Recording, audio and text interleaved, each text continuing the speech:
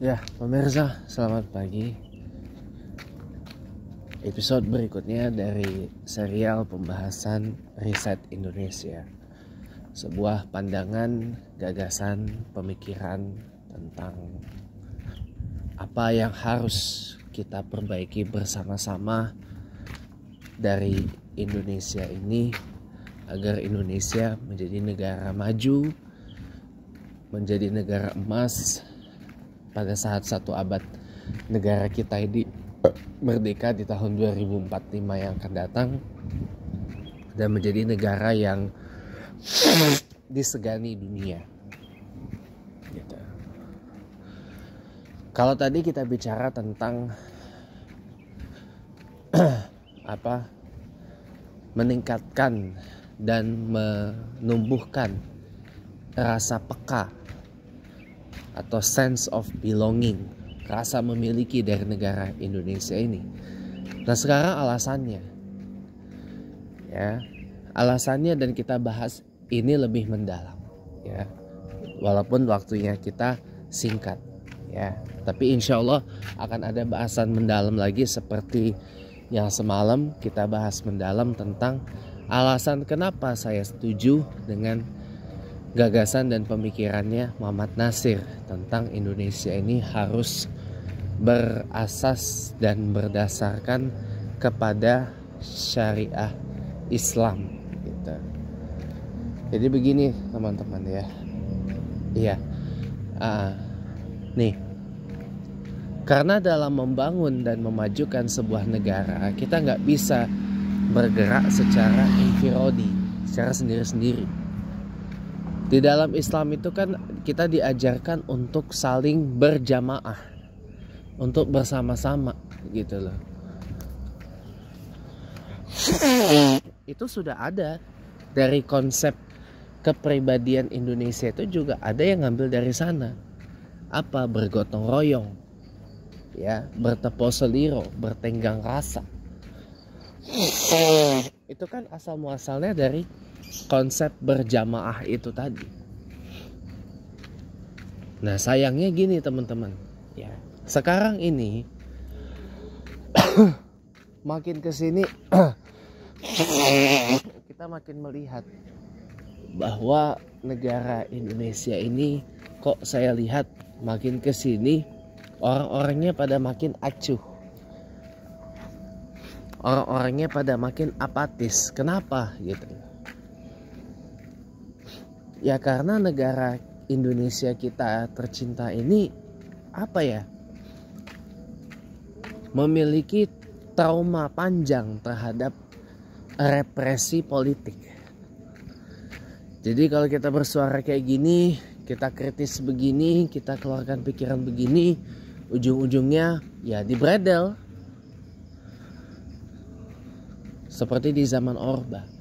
Jadi narasi yang dikeluarkan, jadi kita tuh seperti kor gitu loh, seperti kor yang diorkestrasi oleh komponis. Jadi suara-suaranya harus yang seirama dengan kemauannya penguasa. Ini nggak boleh teman-teman ya, karena kita dalam memajukan sebuah negara, apalagi Indonesia yang penduduknya besar dan luas wilayahnya besar seperti ini, ya kita perlu kita perlu bergerak bersama-sama.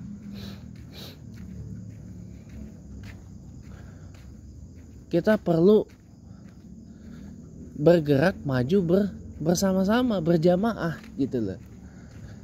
Jangan infirodi. Harus ada sinergi antara masyarakat, ulama dan umaro. Jangan kita bicara harus ada sinergi kolaborasi antara ulama dan umaro. Masyarakatnya kemana?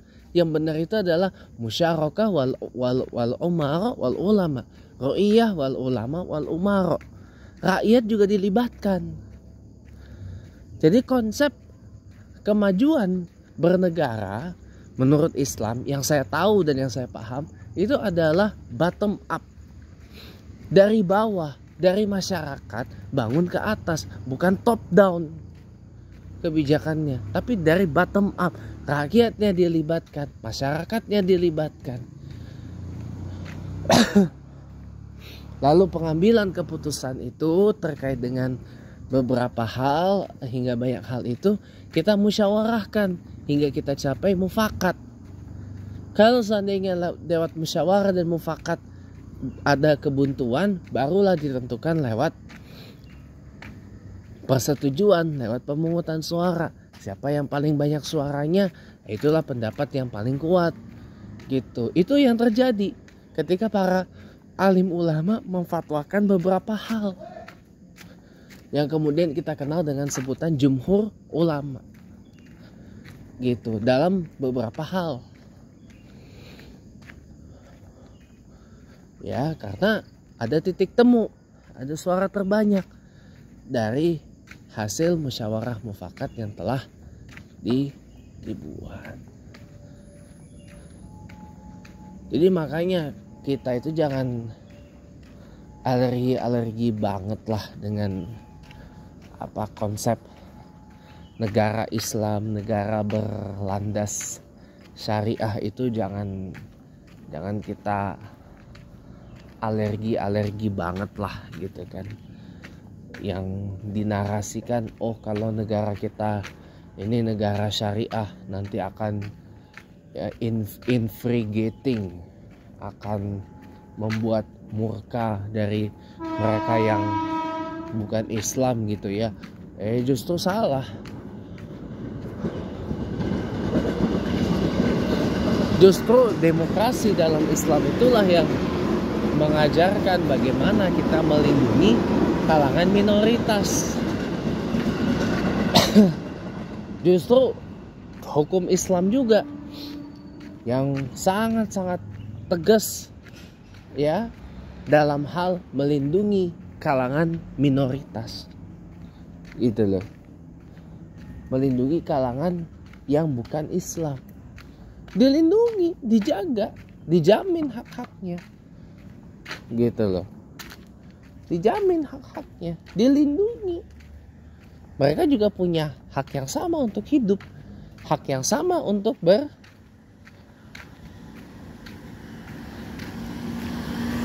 berpendapat, bersuara, untuk sukses, untuk sejahtera, untuk kaya gitu. Jadi demokrasi dan hukum Islam ini sudah sangat sejalan kok dengan apa yang sudah kita terapkan di sini. Tinggal diformalkan aja Indonesia ini menjadi negara Islam seperti yang semalam saya bilang. Nah, kembali ke alasannya. Kenapa kita harus peduli? Kenapa kita harus punya rasa sense of belonging kepada negara ini? Ya, karena kita hidup gak sendiri. Kita sebagai manusia kodratnya adalah makhluk sosial yang selalu akan membutuhkan bantuan orang lain. Ya, kita ini social creature, makhluk sosial, bukan makhluk individu. Pastinya akan saling membutuhkan, saling bergantung kepada satu sama lain. Akan saling tolong menolong. Itu sudah kodratnya seperti itu. Ya, kodratnya seperti itu. Makanya dalam hal muamalah ini kita harus jadi orang yang benar-benar baik sama orang. Makanya kan Islam ini sangat mendorong adanya toleransi, adanya saling paham, saling tahu, saling jaga, saling percaya dan seterusnya. Tapi ada batasannya. Gitu. Ada batasannya. Batasannya apa? Akidah. Ini yang harus dijaga. Oleh karena itu, nggak ada alasan buat kita sebagai umat agama Allah, umat Islam di Indonesia ini untuk tidak peduli kepada negara kita yang satu ini. Nggak ada alasannya. Kenapa? Ya karena kita hidup gak sendiri, ada orang lain. Ya, makanya tadi saya bilang di episode sebelumnya, ya, kalau kita berjalan jangan pakai kacamata kuda. Lihat kanan kiri kita, lihat depan belakang kita, lihat sekeliling kita. dan tumbuhkan rasa empati dan simpati itu. Dari situ kita akan mulai memiliki rasa kepedulian dan memikirkan bagaimana Indonesia ini ke depan. Ya. Dan Allah Subhanahu wa taala juga berfirman, "Wala tamshil fil ardi maraha." Janganlah berjalan di atas muka bumi dengan penuh kesombongan. Kita berjalan di muka bumi ini harus dengan tawadu, bukan dengan kesombongan. Wala tamshil fil ardi maraha. Semoga kita sama-sama diberikan rasa sense of belonging terhadap negara kita, karena ini adalah negara kita, Indonesia, bangsa kita, bangsa Indonesia, dan kitalah pemiliknya, bukan yang lain. Selamat pagi, selamat berhari Sabtu.